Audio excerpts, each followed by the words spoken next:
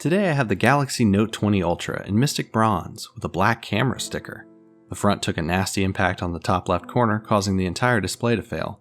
I'll get the S Pen out of the way so I don't forget it, and get this one over to the heating mat while you check out this cool COB LED made by TechChick. Branding.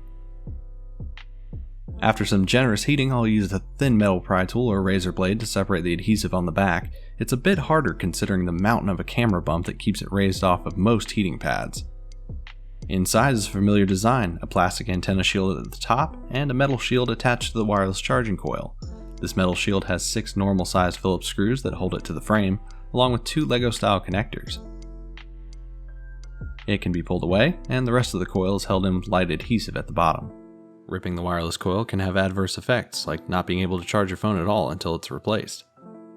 4 more of those screws hold the antenna board inside, along with a Lego connector for the laser autofocus system. This antenna board also contains the top ear speaker. Now, the very important step, disconnecting the battery. You may as well disconnect everything else nearby. Don't be like me and forget the S Pen connector needs to unlatch as well. Down to the bottom there's another antenna board with the loudspeaker built in, 5 more identical screws secured in place. As usual, Samsung has indicated a pry point in the corner with an arrow for quick and safe removal. Next, I need to disconnect 2 ribbons and remove 3 shorter black Phillips head screws. You should set these aside. The network daughter board is wedged in and pops out with some persuasion. The charging port itself is on an entirely separate ribbon. This is possibly the best charging port design on the market, at least from a repair perspective. Back to the top, 2 more silver screws act like board screws holding the camera module to the housing. Off to the right are 2 more short black screws that hold on one of the 5G radio blocks. These are the same size as the charging port screws. The board can then be lifted up and out, assuming you've removed the SIM tray and didn't leave the S Pen cable connected like this doofus. The 5G radio also has its own little pry point and a thin strip of adhesive that holds it down.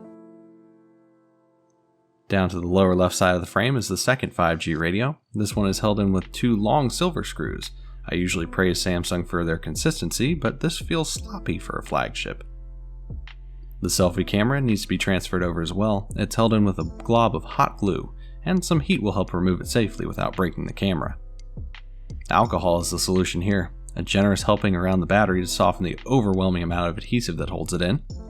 Prying in short bursts can help split the adhesive without bending and compromising the battery.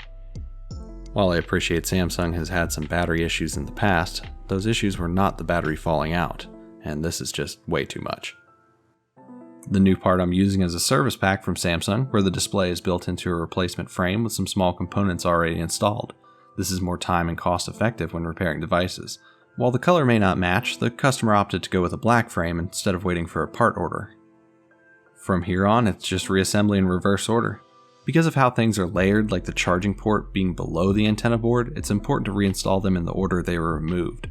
Also making sure that the black screws go where they belong, and that the silver screws don't go where they don't belong. Make sure you plug the battery back in before you put the charging shield back over it. The Galaxy Note 20 Ultra is a great device that solved many of the issues the S20 Ultra had. Samsung also liked this phone so much that they reused it for this year's S22 Ultra, but thankfully trimmed down the Mount Everest altitude of the camera bump. Testing before reassembly is crucial. I wouldn't want to reopen the back panel once I press it down. Thanks for checking out the video. I hope it helped you with a repair or at least gave you some insight into what goes on with replacing parts. Don't forget to subscribe for more and check me out over on Instagram and TikTok. I'll see you next time.